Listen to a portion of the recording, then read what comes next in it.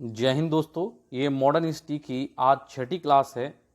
Last पांचवी class में हमने जलियांवाला बाग हत्याकांड पढ़ा। हमने देखा कि कैसे रोलेक्ट एक्ट के विरोध में एक जनसभा का आयोजन किया जा रहा था, जिसमें पंजाब के दो प्रसिद्ध नेताओं को की गिरफ्तारी की गई। उनको छुड़ाने के लिए स्थानीय जनता ने एक जनसभा का आयोजन किया और कैसे जो अंग्रेजी अधिकारी था, सैनिक अधिकारी हैरी डायर ने जलियांवाला बाग पहुंचकर कैसे निहत्थे किसानों पर क्या चलवा दी, गोलियां, जिसमें हजारों की मात्रा में हजारों लोगों की क्या हुई थी, हत्या हो गई थी। हमने यहां तक आपको पढ़ा दिया था। जलियांवाला बाग आपका लास्ट टॉपिक जो मैंने कंप्लीट कराया था वो बहुत इंपॉर्टेंट है। आप उसको ध्यानपूर्वक आपने पढ़ लिया होगा और ये उम्मीद करता हूं कि आपने उसको हैंडराइटिंग नोट्स अपने कंप्लीट कर लिए होंगे। आज नेक्स्ट आगे का जो टॉपिक है वो है आपका खिलाफत मूवमेंट। खिलाफत आंदोलन बहुत इंपॉर्टेंट है। लास्ट ईयर पीसीएस के एग्जाम में भी इससे क्वेश्चन पूछे गए थे, तो खिलाफत मूवमेंट बहुत इंपॉर्टेंट टॉपिक आपका है। खिलाफत मूवमेंट जो था वो क्या था, आज हम इसके बारे में देखेंगे। तो अगर आपको वीडियो ये अच्छी लगे तो प्लीज़ चैनल को सब्सक्राइब कर लें और वीडियो को ज़्यादा से ज़्यादा क्या करें, शेयर करें, लाइक करें और अपने कमेंट्स दें। चलिए शुरू करते हैं खिलाफत मूवमेंट। देखो, जो खिलाफत आंदोलन था, पहली बात लास्ट ईयर आपसे पूछी गई थी, खिलाफत आंदोलन किस वर्ष शुरू हुआ था और किस वर्ष तक चला था। 1919 से लेकर 1924 तक खिलाफत आंदोलन चला। यह आंदोलन पूर्ण रूप से एक धार्मिक आंदोलन था। यह आंदोलन पूर्ण रूप से धार्मिक आंदोलन था। इसका भारत की स्वतंत्रता से कोई भी लेना देना नहीं था। लेकिन कैसे यह भारत की स्वतंत्रता के साथ जुड़ा, आगे देखेंगे। इस आंदोलन को शुरू करने का जो श्रेय जाता है वो दो भाई थे, मोहम्मद अली और शौकत अली, जिन्हें अली बंधु कहते थे। उनके द्वारा शुरू किया गया था सन 1919 में। क्या हुआ था समझना कि खिलाफत आंदोलन, ये आंदोलन पूर्ण रूप से कैसा था, धार्मिक आंदोलन। तो आपसे क्वेश्चन आएगा निम्नलिखित में से कौन सा आंदोलन धार्मिक था, तो खिलाफत आंदोलन एक धार्मिक आंदोलन था और इसका भारत की स्वतंत्रता से कुछ भी लेना देना नहीं था। यह भारत की स्वतंत्रता के लिए शुरू नहीं किया गया था। यह क्या था, एक धार्मिक आंदोलन था। इसे शुरू करने का श्रेय किसको जाता है, दो भाई थे जिनका नाम था मोहम्मद अली और शौकत अली। इनके द्वारा इसे शुरू किया गया था। नेक्स्ट, इस आंदोलन को शुरू करने का प्रमुख कारण क्या था। ये जो आंदोलन था, इसे क्यों शुरू किया गया था कि प्रथम विश्व युद्ध जो 1914 में स्टार्ट हुआ था और 1918 में जाकर खत्म हुआ था। प्रथम विश्व युद्ध के दौरान पूरा विश्व जो था वो दो भागों में बट गया था। एक तरफ ध्रुवीय देश हो गए थे, ध्रुवीय देश के लोग शामिल हो गए थे, और दूसरी तरफ मित्र देश के लोग शामिल हो गए थे। तो जो ब्रिटेन था वो मित्र देश की ओर से लड़ रहा था, और जो एक मुस्लिम राष्ट्र था तुर्की, वो कहां से लड़ रहा था, वो लड़ रहा था आपका ध्रुवीय देशों की ओर से। और तुर्की और जो ब्रिटेन था वो एक दूसरे के विरोध में लड़ रहे थे। तो हुआ क्या, हुआ ये कि प्रथम विश्व युद्ध में अंग्रेजों ने भारतीय सैनिकों को भी शामिल कर लिया, यानी भारत को भी प्रथम विश्व युद्ध में शामिल कर लिया अपनी ओर से। क्योंकि उस समय भारत पर किसका अधिकार था, अंग्रेजों का अधिकार था। तो अंग्रेजों का अधिकार होने के कारण क्या हुआ, भारतीय सैनिकों को प्रथम विश्व युद्ध में ब्रिटेन की ओर से शामिल कर दिया गया। अब जो उसमें मुस्लिम समुदाय के जो सैनिक थे, उन्होंने इसका विरोध किया कि हमारे मुस्लिम भाइयों से ही हमको क्या करवा रहे हैं, अंग्रेज लड़वा रहे हैं। तो उन्होंने इसका क्या किया, विरोध किया। इसका विरोध भारत में भी होने लगा। इसका ये विरोध भारत में भी हुआ। कैसे कि जो मोहम्मद अली और आपके अन्य हिंदू जो मुस्लिम समुदाय के लोग थे, मुस्लिम लीग थी, उन्होंने इसका क्या किया, विरोध किया था। ठीक है, तो इस विरोध को दबाने के लिए क्योंकि उस समय हर समुदाय के व्यक्ति का अंग्रेजों के साथ खड़ा होना आवश्यक था। उनको पता था कि अगर मुस्लिम समुदाय के लोग, अगर मुस्लिम समुदाय के सैनिक अगर युद्ध छोड़कर चले आएंगे तो हिंदू समुदाय के लोग भी क्या करेंगे, युद्ध छोड़ देंगे। इसको सैनिक क्या करेंगे, युद्ध छोड़ देंगे जो भारतीय थे। तब क्या हुआ, तब अंग्रेजों और भारतीय मुसलमानों के बीच एक समझौता हुआ और ये कहा गया कि युद्ध समाप्ति के पश्चात अंग्रेज मुसलमानों को उनकी धार्मिक स्वतंत्रता एवं उनके धर्म की क्या करेंगे, रक्षा करेंगे। कि जो अंग्रेज हैं, जब युद्ध समाप्त हो जाएगा, अंग्रेज और मुस्लिम लोगों के बीच ये समझौता हुआ कि जब युद्ध समाप्त हो जाएगा तो उसके पश्चात जो अंग्रेजी सरकार है वो भारतीय मुसलमानों के धर्म और उनकी स्वतंत्रता, धार्मिक स्वतंत्रता की क्या करेगी, रक्षा करेगी। ये बात किसके बीच में तय हुई, ये बात तय हो गई आपके किसके, अंग्रेजी सरकार और मुस्लिम सरकार के बीच में। चलो भाई ठीक है, प्रथम विश्व युद्ध समाप्त हो गया। सन 1918 में प्रथम विश्व समाप्त हो गया। ब्रिटेन ने तुर्क पर कब्जा कर लिया। ब्रिटेन ने तुर्क पर क्या कर लिया, कब्जा कर लिया। और कब्जा करने के पश्चात कुछ समय के बाद अंग्रेजों ने यह घोषणा कर दी कि वे इस तुर्की राष्ट्र से सुल्तान का जो पद था, यानी ये खलीफा का पद था, उसे समाप्त कर देंगे। जब इन्होंने ये घोषणा करी कि वे खलीफा के पद को समाप्त कर देंगे, तब भारत में क्या हुआ, ये खिलाफत आंदोलन शुरू हुआ था। ये खलीफा कौन थे, देखो तुर्क एक मुस्लिम राष्ट्र था। तुर्क एक क्या था, मुस्लिम राष्ट्र था। और वहां के जो सुल्तान हुआ करता था, जो वहां का सुल्तान हुआ करता था, उस सुल्तान को खलीफा कहा जाता था। उस सुल्तान को क्या कहा जाता था, खलीफा। अच्छा, क्यों कहते थे खलीफा? खलीफा का अर्थ क्या होता था, जो मुस्लिम धर्म का, जो मुस्लिम समुदाय के सबसे बड़े धार्मिक गुरु माने जाते थे, वो तुर्क सम्राट के सुल्तान को ही मानते थे। जो तुर्क राष्ट्र था, उसका जो सुल्तान था, उसे मुस्लिम समुदाय का धार्मिक गुरु माना जाता था, सबसे बड़ा धार्मिक गुरु माना जाता था। तो अंग्रेजों ने कहा कि यार, वो जो मुसलमान थे, उन्होंने कहा कि अंग्रेजों और हमारे बीच में तो ये तय हुआ था कि युद्ध समाप्ति के पश्चात ये हमारे धर्म की रक्षा करेंगे, जबकि इन्होंने हमारे धर्म से संबंधित क्या कर दिए, हमारे जो गुरु थे, यानी कि जो हमारे मौलवी थे, यानी जो हमारे खलीफा थे, उनका ही पद इन्होंने क्या कर दिया, समाप्त कर दिया। तब इसका विरोध होने लगा। तब इसका भारत में क्या होने लगा, विरोध में। तब क्या किया गया, खलीफा कमेटी की स्थापना की गई। खलीफा कमेटी की स्थापना किसने करी थी? ये दो आप जो इमेज देख रहे हो, ये मोहम्मद अली और शौकत अली थे, इन्होंने की थी। देखो, मार्च 1919 में खिलाफत कमेटी का गठन किया गया। खिलाफत कमेटी यानी ये समय कौन सा है, याद करो, लास्ट में बताया था कि 18 मार्च 1919 को क्या हुआ था कि भारत की संसद से रोलेक्ट एक्ट पास हुआ था, कानून पास हो गया था। तो यानी मार्च 1919 ये रोलेक्ट सत्याग्रह का समय चल रहा था। इस खिलाफत कमेटी की अध्यक्ष किसको बनाया गया? इनको बनाया गया, जो नाम अध्यक्ष जो बनाया गया था, हसरत मोहानी को बनाया गया। तो आपसे लास्ट ईयर यही क्वेश्चन आया था, खिलाफत कमेटी की स्थापना के समय उसका अध्यक्ष किसे बनाया गया था? हसरत मोहानी को बनाया गया था। स्थापना किसने करी थी? मोहम्मद अली और शौकत अली यानी अली बंधुओं ने करी थी। और इसके कौन कौन प्रसिद्ध सदस्य बने थे?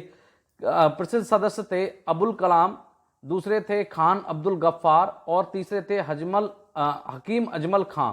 और भी बहुत अन्य सदस्य भी इससे जुड़े हुए थे, लेकिन ये प्रमुख थे। आपसे निम्न में से 3 ये याद रखना, क्योंकि आपसे पूछेगा निम्नलिखित में से कौन खिलाफत कमेटी का सदस्य नहीं था, तो या कौन सा था। तो याद रखना, हजरत मोहानी जो अध्यक्ष थे तो सदस्य भी रहे होंगे, अली बंधु थे यानी शौकत अली, मोहम्मद अली थे क्योंकि इन्होंने स्थापना करी थी, अबुल कलाम थे, खान अब्दुल गफ्फार खां थे, हकीम अजमल खां थे, अन्य सदस्य भी थे।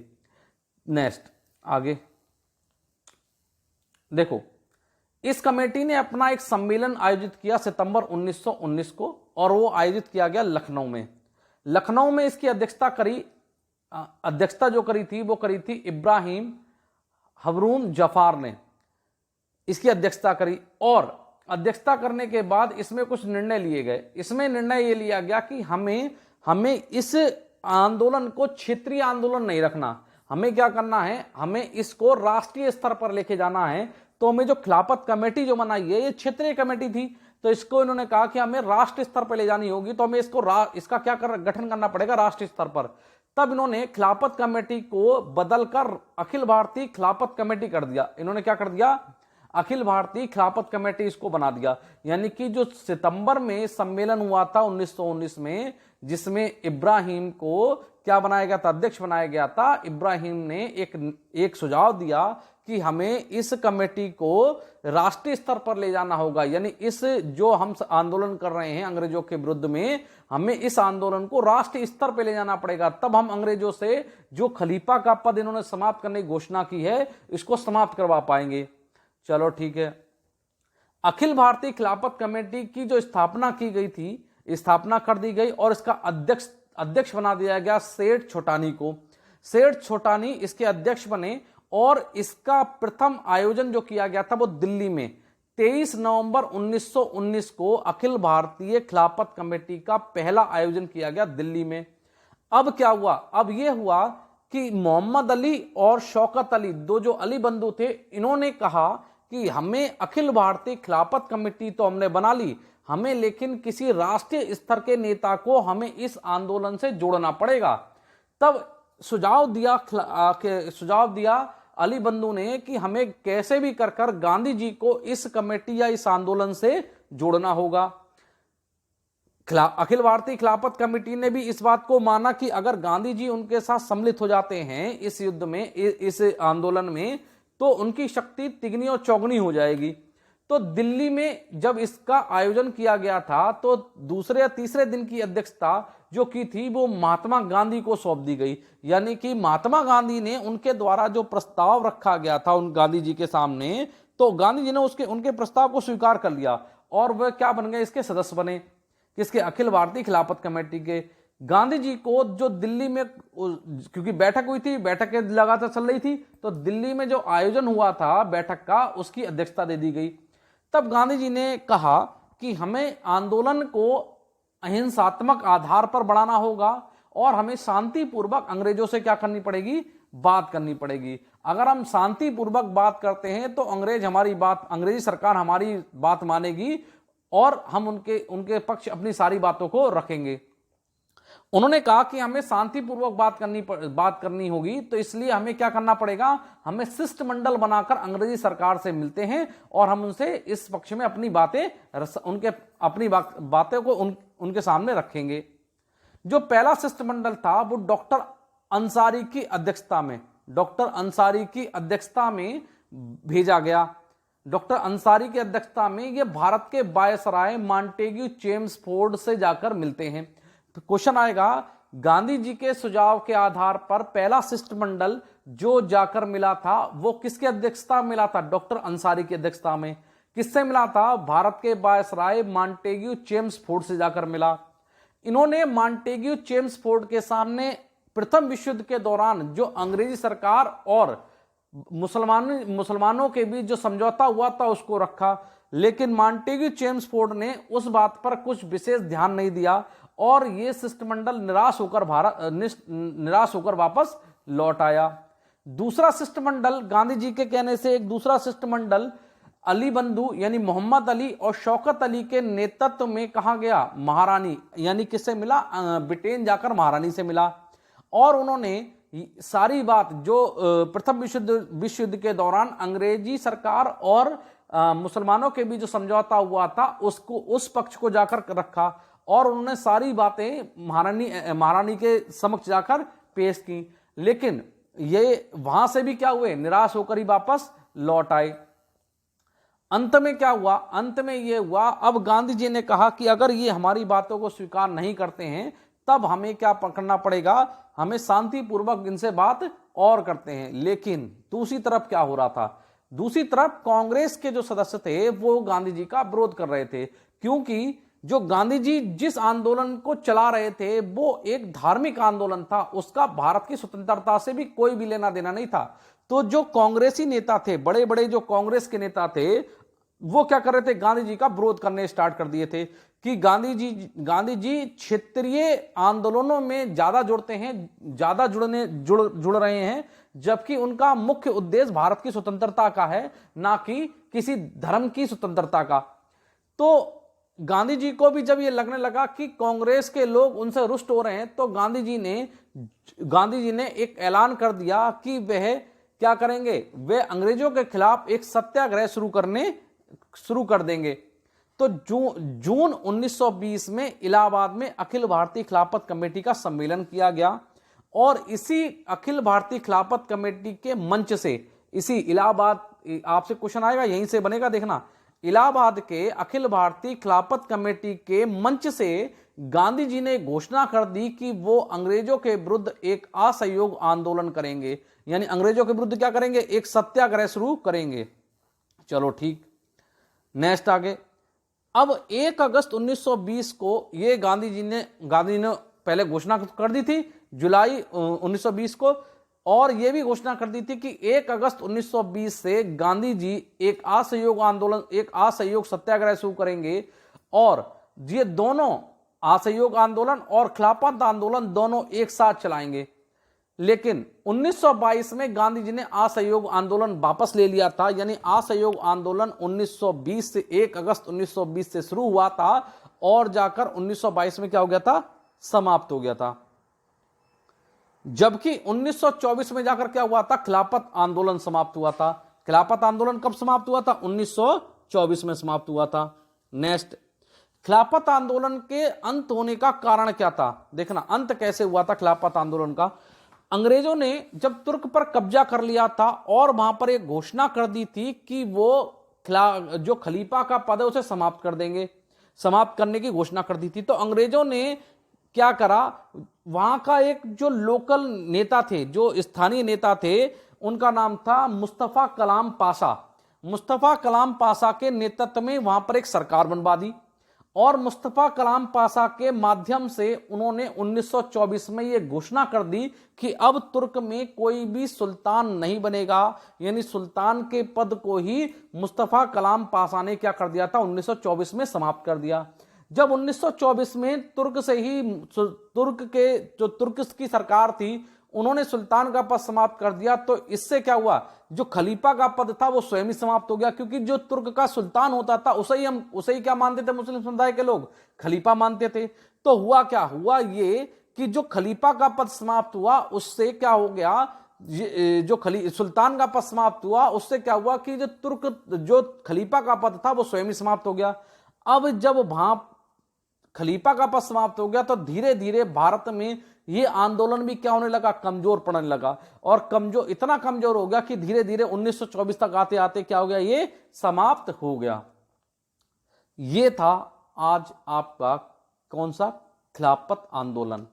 ये जो आपने पूरी वीडियो आपने सुनी, इस वीडियो को आपने देखा, इस वीडियो के आप नोट्स बनाना और नोट्स बनाने के बाद इस वीडियो को 2 से 3 बार आप देखना।